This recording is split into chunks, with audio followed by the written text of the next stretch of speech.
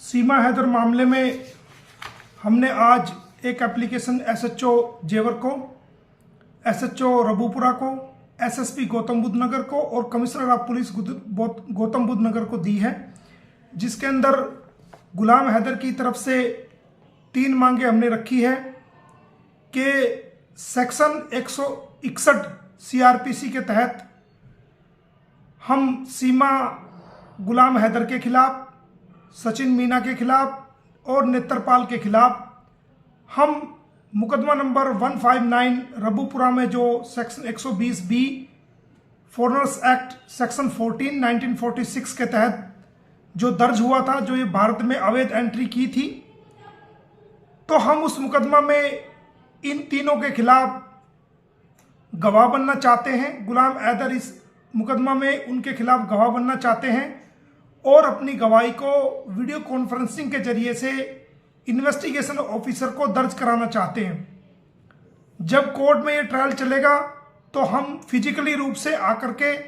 अपनी गवाही सीमा हैदर के खिलाफ कोर्ट में देंगे। दूसरा, सेक्शन 54A सीआरपीसी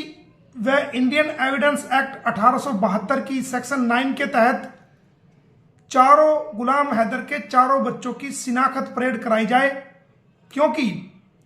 जिस वक्त सीमा हैदर को दिनांक 3/7/2023 को बल्लभगढ़ क्षेत्र के चंद्रावली नाला के पास से गिरफ्तार किया गया था और इन चारों बच्चों को सीमा हैदर से रिकवरी रबूपुरा पुलिस द्वारा किया गया था,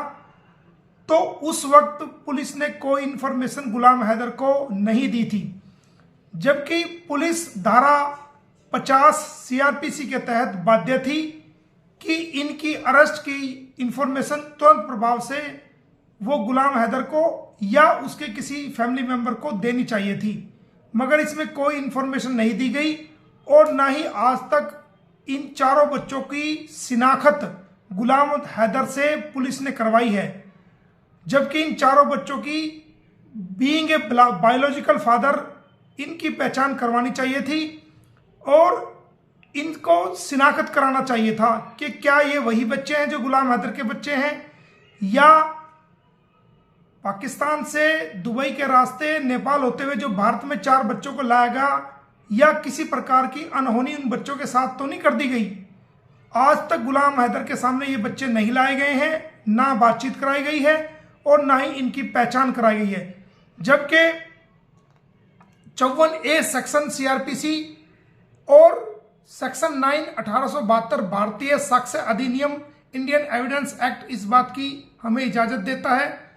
कि इन बच्चों की शिनाख्त परेड कराई जाए, ताकि गुलाम हैदर इन बच्चों को पहचान सके कि हाँ ये उन्हीं के बच्चे हैं।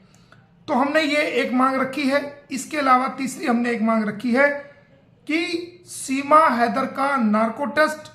पॉलीग्राफ टेस्ट और ब्रेन मैपिंग टेस्ट या लाई डिटेक्टर टेस्ट इसका करवाया जाए, ताकि ये सच्चाई दुनिया के सामने आ सके, सबको पता चल सके, हमारी जांच एजेंसियों को भी पता चल सके, हमारी भारत सरकार को भी पता चल सके और सारी दुनिया के लोगों को पता चल सके और गुलाम हैदर को भी इस बात सच्चाई का पता चल सके कि ये गुलाम हैदर के चारों बच्चों को अवैध रूप से दुबई होते हुए नेपाल के रास्ते में जो भारत में लेके आई है, उसकी असल वजह क्या थी। जो गुलाम हैदर के मकान को जो 18 लाख की कीमत का 2 साल पहले लेकर के सीमा हैदर को दिया था गुलाम हैदर ने, वो आनंद फानन में 12 लाख रुपए का बेच करके आई है और गुलाम हैदर ने इसके खिलाफ पाकिस्तान में भी एक दरखास्त पुलिस डिपार्टमेंट में दी हुई है। तो ये 3 मांगे हमने रखी है, कानून के तहत रखी है और हमने ये लेटर आज तमाम अधिकारियों को, एसएचओ को भेज दिया है। एक बार मैं दोबारा आपको दोहरा देता हूं कि हमने 3 मांगे क्या क्या रखी है। गुलाम हैदर ने अपनी 3 मांगे क्या रखी है। गुलाम हैदर अपनी गवाही को सीमा हैदर के खिलाफ, सचिन मीना के खिलाफ और नेत्रपाल के खिलाफ अपनी गवाही मुकदमा नंबर 159 जो रबूपुरा में दर्ज है 120 बी और सेक्शन 14 इंडियन फॉरेन एक्ट 1946 के तहत जो दर्ज है, उसमें अपनी गवाही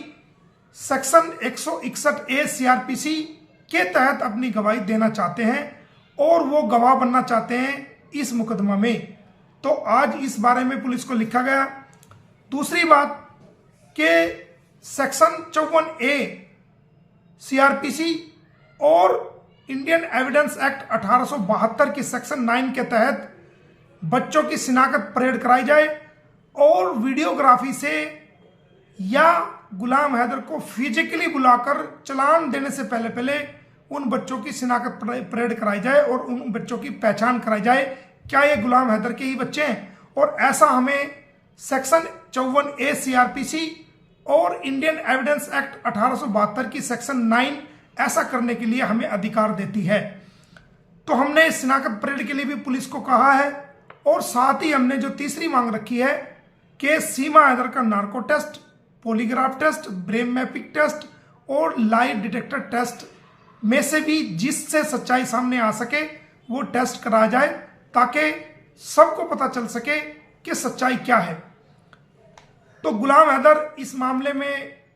सीमा हैदर के खिलाफ, सचिन मीना के खिलाफ और नेत्रपाल के खिलाफ गवाह बनना चाहते हैं और अपनी गवाही देना चाहते हैं ताकि सीमा गुलाम हैदर को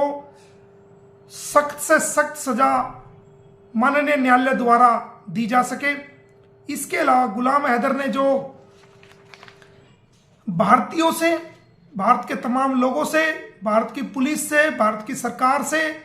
और भारत के न्यायालय से ये उम्मीद लगाई है और गुजारिश की है इस लेटर के माध्यम से, इस शिकायत के माध्यम से कि मुझे भारत की न्याय व्यवस्था पर, भारत के लोगों पर और भारत की पुलिस पर पूरा भरोसा है कि वो मुझे इंसाफ दिलाएंगे। और उसने रिक्वेस्ट की है भारत सरकार से, भारत की पुलिस से, भारतीय न्यायालय से कि उसे इंसाफ दिलाया जाए। इस कंप्लेंट के अंदर जो कुछ लिखा है वो भी मैं आपको पढ़ के बता देता हूं कि इस कंप्लेंट के अंदर क्या लिखा है। इसके